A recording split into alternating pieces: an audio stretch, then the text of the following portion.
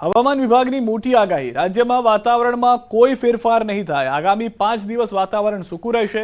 તાપમાનમાં મોટાભાગે કોઈ બદલાવ નહીં થાય। અમરેલીનું વાતાવરણમાં થોડો બદલાવ જોવા મળશે। आने वाला अगले 7 दिन तक मौसम शुष्क रहने का पूर्वानुमान दिया गया है। उसमें तापमान में भी ज़्यादातर परिवर्तन नहीं होने का भी पूर्वानुमान दिया गया है 4 से 5 दिन तक। ठंडी माटे थोड़ी राह जोवी पड़शे। पवननी गति धीमी पड़ता ठंडी मोडी पड़ी। ऑक्टोबर महीनामां ठंडीनुं जोर वधी शके छे। उत्तर पूर्वना पवनोनी गति वधी शके छे। डिसेम्बर महीनामां कड़कड़ती ठंडी पड़शे। मतलब टेम्परेचर ज़्यादा रहा, इसका कारण मेनली नॉर्थर्ली विंड कम था। नॉर्थर्ली विंड कम होने से WD भी कम था। इस बार WD बारिश होने के बाद नॉर्थर्ली विंड जब होता है यहाँ टेम्परेचर थोड़ा डाउन होता है। आप देखे होंगे अक्टूबर महीना में उत्तर पूर्व दिशा से ज़्यादातर पवन का दिशा था, तो इस कारण में हो सकता है कि इस बार थोड़ा सा गर्म महसूस ज़्यादा हुआ है। आ तरफ कश्मीरमां सीजननी पहली बरफवर्षा थई छे। ठंडी माटे हवे तैयार रहेवानी जरूर छे। जम्मू कश्मीरमां सीजननी पहली हिमवर्षा सહેલાણીઓને પડી ગઈ છે મોજ। હજારો પ્રવાસીઓએ લીધો हिमवर्षाનો आनंद। गुलमर्ग बांदीपुरामां हिमवर्षा થઈ। गुजराती प्रवासीओए लूट्यो छे बरफवर्षानो आनंद। इंडिया की जो हॉस्पिटैलिटी है और जो लोग हैं वो हमें कोई भी कंट्री में, हम इसी साल ऑस्ट्रिया जाके आए, वहाँ भी बर्फ़ थी, मगर जो हॉस्पिटैलिटी हमें इंडिया में मिलती है वो कहीं भी नहीं मिल सकती। और खाना तो कोई लेवल, कोई मैच ही नहीं है खाने का। बहुत एक्साइटेड है। वेदर ऐसा था कि हाँ बर्फ़ नहीं होगी, क्या होगा, बट अब जब पता चला कि हाँ इतना स्नोफॉल हुआ है तो हम सब इतने एक्साइटेड है। सुबह से हम खुश है कि हाँ finally we are going to see the snow. पहली बर्फबारी साधना टॉप के मुकाम पर रिकॉर्ड की गई, जबकि मैदानी इलाकों में बारिशों का सिलसिला जारी है।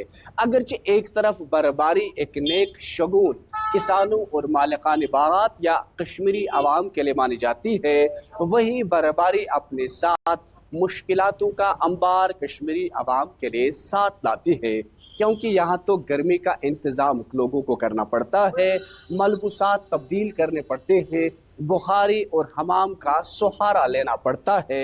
वहीं कई जगहों पर फिर बर्फबारी की वजह से सड़क राब्ते भी बंद हो जाते हैं, क्योंकि ख़ास तौर पर उन इलाकों में जहां पर कई महीने तक सड़क राब्ता बंद रहता है, बर्फबारी की वजह से उन लोगों को मुश्किलात रहते हैं। आ तरफ वडोदरा रिफाइनरी आगमां कर्मचारीना मौतनो मामलो। बंने मृतकना परिवारो वळतर माटे करी रह्या हता धरણા। तारापुરના ધીમંત મકવાણાના પરિવારનું થયું છે સમાધાન। 25 લાખનું વળતર, પત્નીને નોકરી આપશે રિફાઇનરી। પ્રશાસન બાળકોના અભ્યાસનો ખર્ચ પણ રિફાઇનરી ઉપાડશે। પરિવારજનોને સંતોષ થતા પરિવારજનો SSG હોસ્પિટલ પહોંચ્યા છે। આપને જણાવી દઈએ કે જે કેમિકલના કારણે સૌથી વધારે મહત્વની ચર્ચામાં રહ્યું હતું ઓઇલ રિફાઇનરીમાં, જેમાં બ્લાસ્ટ થયો। એ બ્લાસ્ટ રાત્રિના 3:30 વાગે કાબૂમાં આવ્યો, પરંતુ 2 લોકોના મૃત્યુ થયા હતા, જેમાંથી એક વ્યક્તિના પરિવારજન સાથે સમાધાન થયું છે। કોયલી ગામના શૈલેષ મકવાણાના પરિવારજનોની 50 લાખના વળતરની માંગ, હજુ સુધી નથી થયું સમાધાન। પાદરાના પૂર્વ ધારાસભ્ય જશપાલસિંહ પઢિયાર પહોંચ્યા છે મીટિંગમાં। મૃતક શૈલેષના પરિવારજનો 50 લાખની કરી રહ્યા છે માંગ। શૈલેષના परिवार અને સગા સંબંધીના ધરણા યથાવત છે। IOCL રિફાઇનરીના મુખ્ય ગેટની બહાર કરી રહ્યા છે ધરણા। તેમનું કહેવું છે કે આ ફેક્ટરી જે ચાલી રહી હતી IOCLની, તેના કારણે રિફાઇનરી જે ચાલી રહી હતી તેમાં ભૂલ થવાને કારણે તેમના પરિવારજનને ખોવાનો વારો આવ્યો છે। અમદાવાદ શહેરમાં શ્વાન, બિલાડી તેમજ કપિરાજનો આતંક વધ્યો છે। એએમસીના ચોપડે ચોંકાવનારા આંકડા સામે આવ્યા છે। બિલાડી, શ્વાન તેમજ કપિરાજના કરડવાની ઘટનાઓ વધી છે। એએમસીના ચોપડે છેલ્લા 10 મહિનામાં અધધ કેસ નોંધાયા। શહેરમાં ચાલુ વર્ષ દરમિયાન કપિરાજના કરડવાના 401 કેસ નોંધાયા, તો બિલાડી કરડવાની ઘટનાઓ પણ વધી છે। ચાલુ વર્ષ દરમિયાન 2457 લોકોને બિલાડીએ બચકા ભર્યા હતા, જ્યારે શ્વાન કરડવાના 66,658 કેસ નોંધાયા। શ્વાનના ખસીકરણ અને રસીકરણની કામગીરી વચ્ચે ઘટનાઓ વધી। શહેરના સાપ ડંખ મારવાના પણ 77 કેસ નોંધાયા। करीब 69,000 જેટલા એનિમલ બાઇટના કેસીસ રિપોર્ટ થયેલા છે, જેમાંથી મુખ્યત્વે 6,000 જેટલા માસિક ધોરણે ડોગ બાઇટના કેસીસ રિપોર્ટ થઈ રહ્યા છે। સાથે સાથે હાલમાં મંકી બાઇટના પણ કેસીસ જોવા મળતા હોય છે। એવરી મંથ 50 જેટલા મંકી બાઇટના કેસીસ પણ રિપોર્ટ થયેલ છે, અને જેને ERV વેક્સિન આપીને જરૂરી સારવાર કોર્પોરેશન દ્વારા કરવામાં આવી રહી છે। રાજકોટથી સમાચાર. ગોંડલમાં યુવકનો આપઘાતનો પ્રયાસ. ભુજપરા ગામે ગળું કાપી આપઘાતનો કર્યો પ્રયાસ. ધર્મેન્દ્રસિંહ ઝાલા નામના યુવકને સારવાર માટે સિવિલમાં ખસેડવામાં આવ્યો છે. હાલમાં જે જાણકારી છે તે પ્રમાણે કયા કારણોસર આપઘાત કર્યો તે જાણી નથી શકાયું, પરંતુ ભુજપરા ગામે ગળું કાપી આપઘાતનો પ્રયાસ કર્યો છે. યુવકને સારવાર માટે હોસ્પિટલમાં ખસેડવામાં આવી રહ્યો છે. યુવકની હાલત હાલમાં નાજુક જણાવવામાં આવી રહી છે. વડોદરાના જાણીતા એક્ટિવિસ્ટ પીવી મુરજાણી આપઘાત કેસમાં પોલીસે માતા અને દીકરીને ઝડપી લીધા છે. 4 દિવસની દોડધામ બાદ પાણીગેટ પોલીસની ટીમે ફરાર માતા દીકરીને ભાવનગર રાજકોટ હાઈવે પરથી દબોચી લીધી છે. માનીતી દીકરી કોમલ અને તેની માતા સંગીતાથી કંટાળીને પીવી મુરજાણીએ આપઘાત કર્યો હતો. સુસાઇડ નોટમાં માતા અને દીકરીના અસહ્ય ત્રાસનો ઉલ્લેખ હતો. પીવી મુરજાણીએ પોતાના મોત માટે પણ માતા પુત્રીને જ જવાબદાર ઠેરવ્યા હતા. 4 દિવસની સતત દોડધામ પછી ટેકનિકલ સોર્સ અને હ્યુમન સોર્સ માતા દીકરીને દબોચી લેવામાં સફળતા મેળવી મુરજાણીના પત્નીને પોલીસ સ્ટેશન બોલાવી તેમની ફરિયાદ લેવાની તજવીજ હાથ ધરાઈ.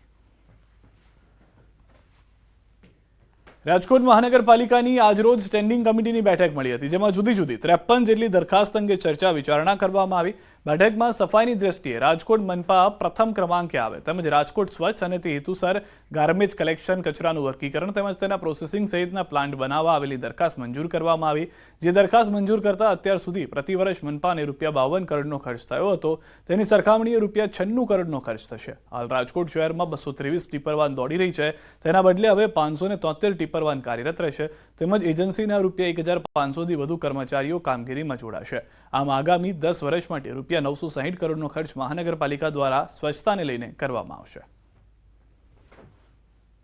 રાજકોટને ક્લીન બનાવવા માટેની આ ખૂબ સારી દરખાસ્ત રાજ્ય અને કેન્દ્ર સરકાર દ્વારા અમને આપવામાં આવી હતી. માનનીય મ્યુનિસિપલ કમિશનરશ્રીએ આ દરખાસ્ત ઉપર ગહન ચર્ચા કરી, ગઠન કરી અને લાંબી આખી મેરેથોન મિટિંગો અને એજન્સી સાથે પ્રાઇસનું નેગોશિયેબલ કરીને આ દરખાસ્ત આજે રાજકોટના હિત માટે સ્ટેન્ડિંગ કમિટીમાં આવી હતી ને જેને ભારતીય જનતા પાર્ટીના સર્વે કોર્પોરેટરે સર્વાનુમતે મંજૂર કરવામાં આવી છે. પણ અત્યારના હાલનું 5000 નું સેટઅપ હોવા છતાં કોર્પોરેશન પાસે એએસઆઈ છે, પર્યાવરણ ઇજનેર છે, તો પણ સફાઈ લોકોની થતી નથી.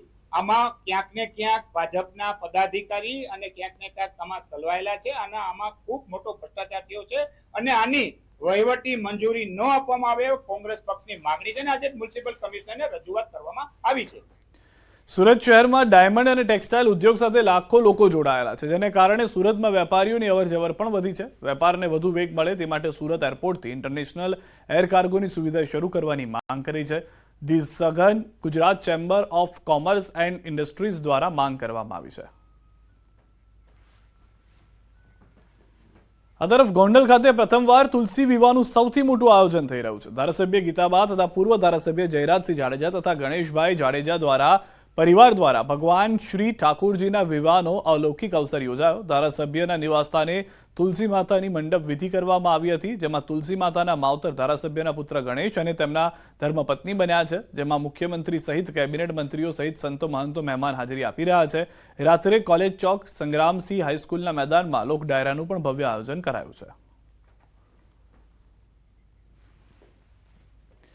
ખેડાના વડતાલમાં લક્ષ્મીનારાયણ દ્વિશતાબ્દી મહોત્સવમાં રાજ્યપાલ આચાર્ય દેવવ્રતે હાજરી આપી હતી. આ પ્રસંગે મંદિર ટ્રસ્ટના સાધુ સંતો દ્વારા રાજ્યપાલનું ભવ્ય સ્વાગત કરવામાં આવ્યું. રાજ્યપાલે મહોત્સવમાં બનાવવામાં આવેલ વિશાળ ગૌશાળા પ્રદર્શનની મુલાકાત લીધી. રાજ્યપાલે વડતાલ સંસ્થા દ્વારા ચાલી રહેલા લોક કલ્યાણના કામોને બિરદાવ્યા. તેમણે કહ્યું, છેલ્લા 200 વર્ષથી સ્વામિનારાયણ સંપ્રદાય બીજા લોકોમાં પોતિકાપણું જોવે છે. पिछले 200 वर्षों से भी ज्यादा काल से